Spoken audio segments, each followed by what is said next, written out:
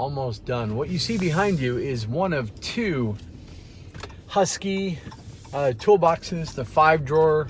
I got the hardwood top insert on it, and they are going in the office. When you see it, you'll see where. So I'll get those in, and that'll help me take down the temporary workspace that I had to use for all the construction that I've been doing so far. Transition to these.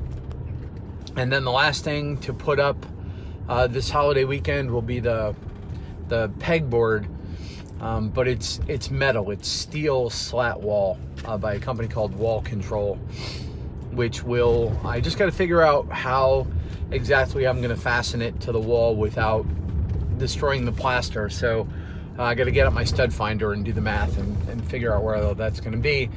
And then I think I'm going to probably, depending on where the studs fall behind the slat wall supports, though the slat wall is 16-inch wide sections, so I assume they took stud spacing into account. So assuming that my plaster walls are on 16-inch studs, then I should be able to just put the slat wall up. If not, I will cut some plywood strips. Lord knows I have enough plywood laying around.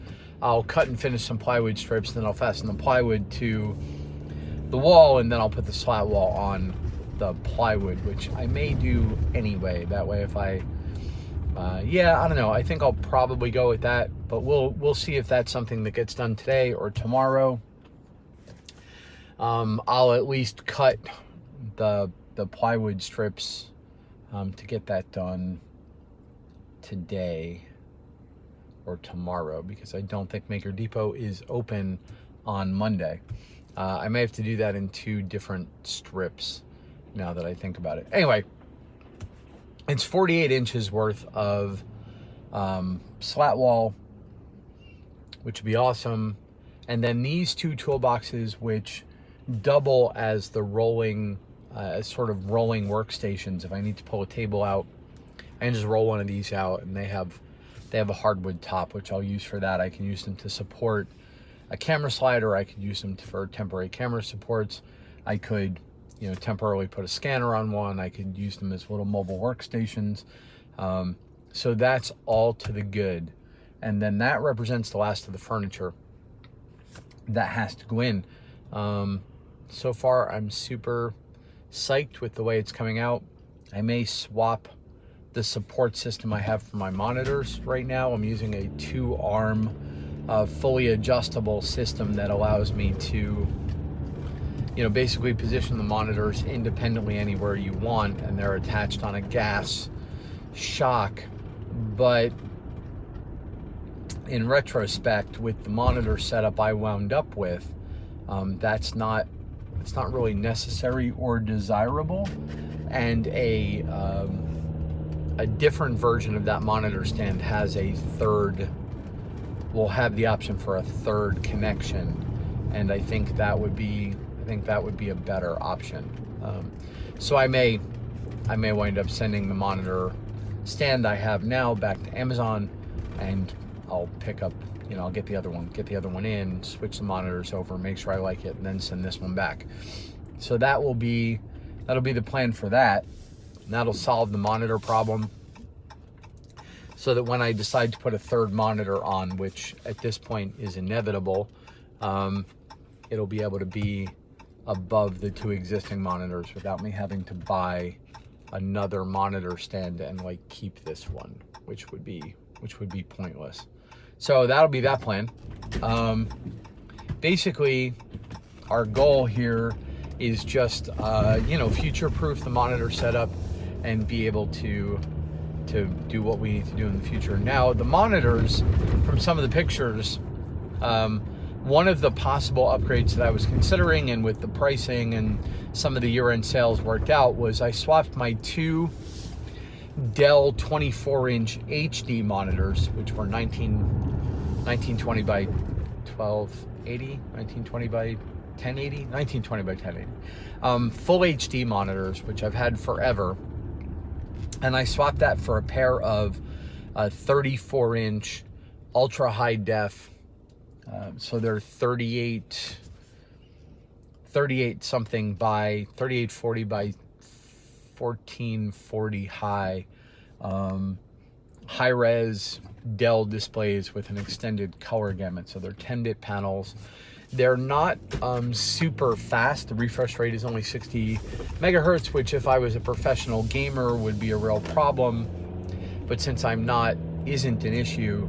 The price was really good. The monitors are gorgeous.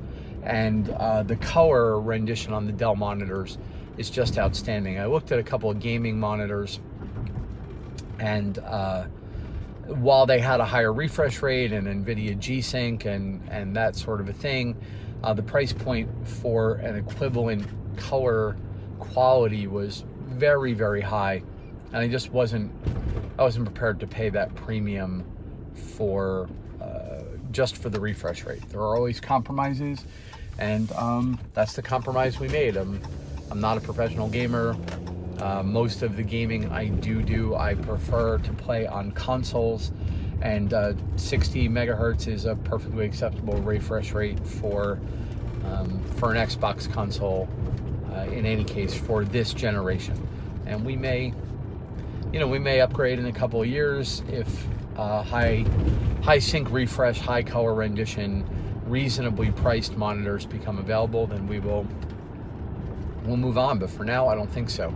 But we will eventually put a third monitor above these two in a sort of pseudo pyramid. So this is two 34 inches, and we will probably put one 38 inch above that, and round out the monitor setup at some point in the future.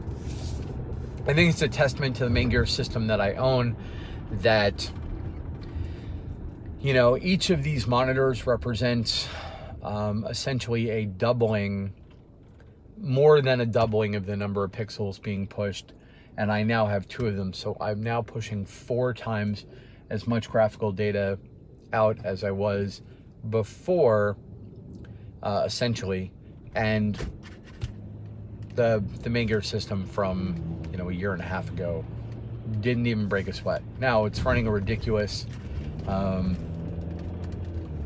NVIDIA Pascal graphics card, and the machine itself is ridiculously overpowered for what I was using it for at the time. But, you know, that's why you future-proof this stuff, so you don't have to keep, you know, running the upgrade treadmill when the price performance rate is right. Sometimes it's worth doing. Anyway, so that is kind of where we are in the office. So that'll be the last of the big, like the furniture coming in will be these two things.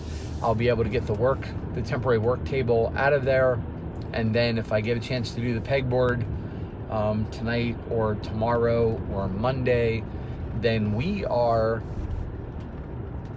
dangerously close to being through the worst of it. The desk looks really good. I know exactly how I would do it a different way in the future when I redo the tops.